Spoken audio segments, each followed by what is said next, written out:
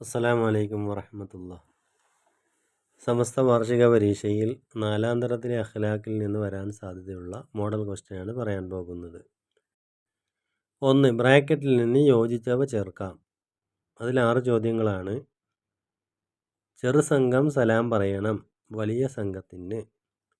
2. തുമ്മി അൽഹംദുലില്ലാ എന്ന് പറഞ്ഞാൽ അവനോട് പറയണം യർഹമുക്കുമുല്ലാഹ്. 3. ഇമാം നവവിയുടെ വളർച്ചയ്ക്ക് കാരണമായത് ഉമ്മയുടെ പ്രാർത്ഥനയാണ്.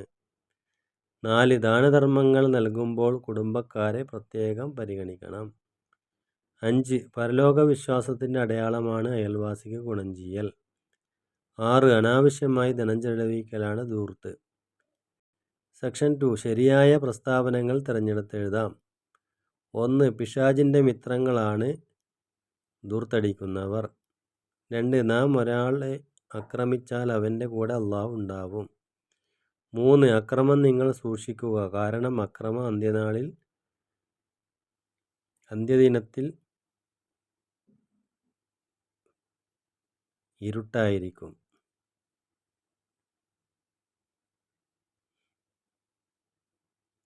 ഇരുട്ടായിരിക്കുമെന്നാണ് ശരിയായ ആൻസർ.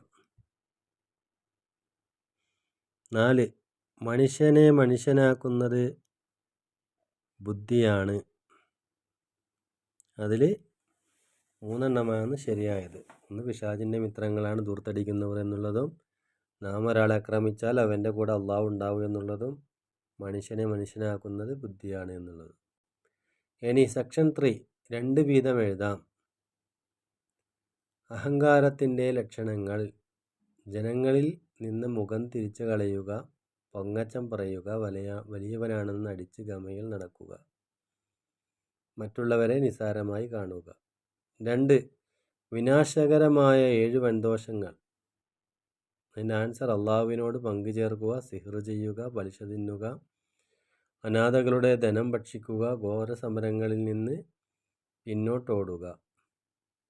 29-ാമത്തെ പേജ് നോക്കുക, വിശദമായി പറഞ്ഞിട്ടുണ്ട്. 3.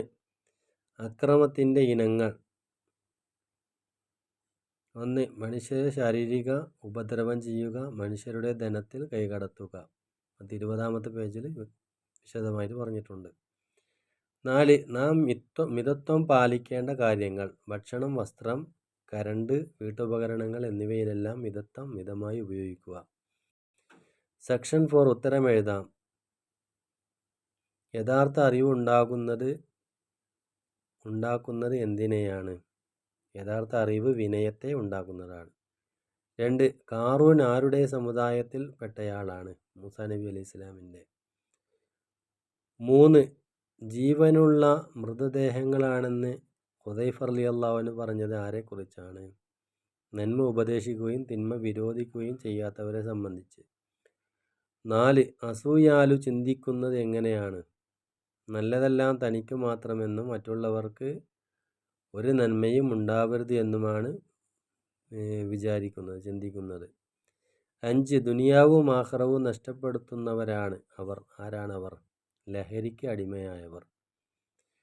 ഇനി സെക്ഷൻ 5 വ്യക്തമാക്കാം. തീനത്തുൽ ഖബാൽ എന്ന് പറഞ്ഞാൽ എന്ത്?